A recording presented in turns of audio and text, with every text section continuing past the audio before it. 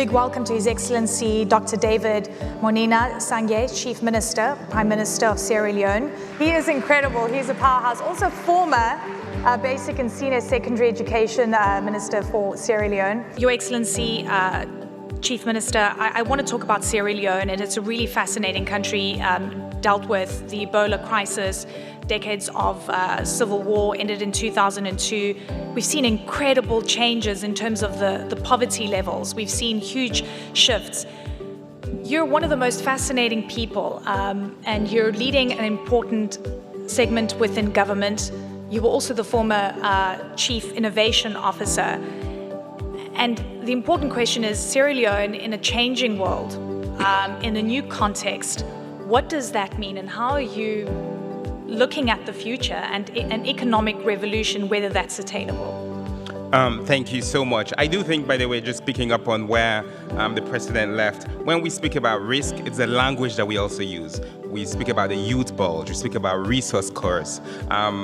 We can change the language often to reflect the opportunities and the realities on the ground, and which is why this panel is so important, because we can speak about the new economic revolution from our perspective.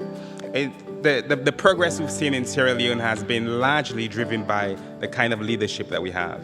His Excellency President Julius Maada Bio has made it a point to invest in human capital. So the reforms that we have seen in education, the reforms that we've seen in gender, the reforms that we've seen in good governance have all slowly been adding up, and you can see the dividends beginning to pay off quite quickly. One of the most critical things that we've done is we've focused on inclusion and impact. The president just at the UN last year told the world about radical inclusion. And radical inclusion isn't just a random idea. It's that the things that work have to work for everyone.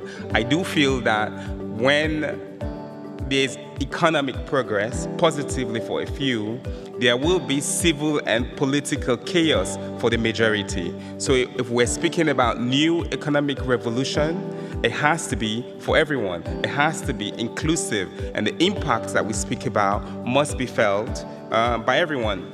And this is not too difficult, really, to do. We just have to shift our mindsets.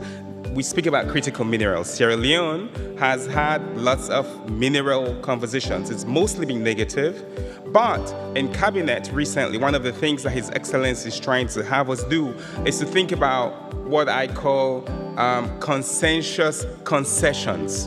It's so easy to speak about concessions from any one of these countries or from private sector that is 100 years, lots of waivers, employees coming from abroad, everything gets shipped out.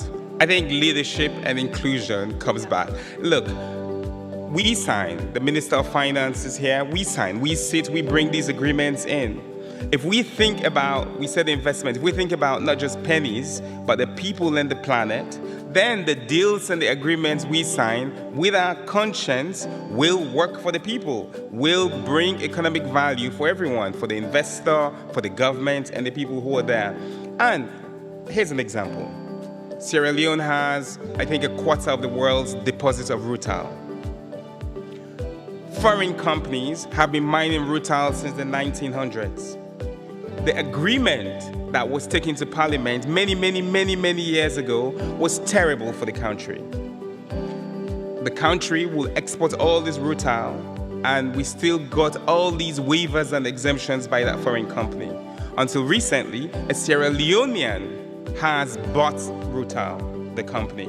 And we're beginning to engage and see now how those resources get to stay in the country. We can now speak about how that ties in with energy, because they are invested in energy. We can think about how they can employ people. The dynamics change. So we as a government, leadership, again, which is why I said leadership has been at the heart, and His Excellency President Bio has been doing this, investing in people, investing in planets, investing, and then the pennies, is that when we place people at the center, everyone, inclusion, we use our conscience to make sure that the deals that we sign are bringing in more energy, are tied with infrastructure, are tied with the ports that are there, are making sure that there's schools that are being built. And when that happens, our people will win. And I think then it becomes not a youth bulge, but it becomes an opportunity where young people in Sierra Leone can be the leaders. The CEO of the company is a young guy. This company I'm just talking about that was bought by a Sierra Leonean. Those things are happening, and we'll see more of it as we get more young people who are in leadership. I want to touch on a couple of things. We've got so much to get through. But from what I understand, there's this huge race. Who's going to dominate in Africa?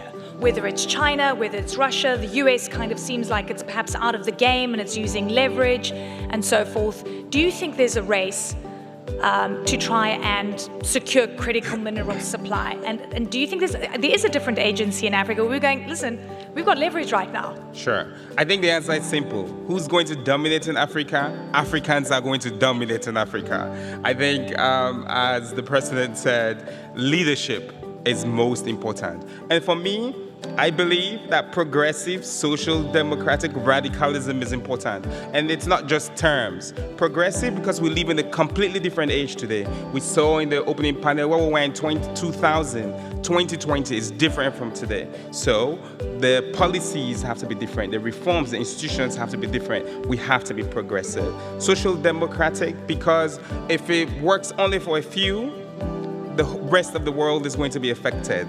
Inequities cannot drive our development. The infrastructure we put has to work for everyone. And radical because, frankly, with the demographic that you spoke about, with the reality that you just highlighted, the status quo and the time in which these things happen must not remain. We need radically new solutions. So leadership, yes, but I believe it is progressive, social democratic radicals that will dominate in Africa, and they will be Africans.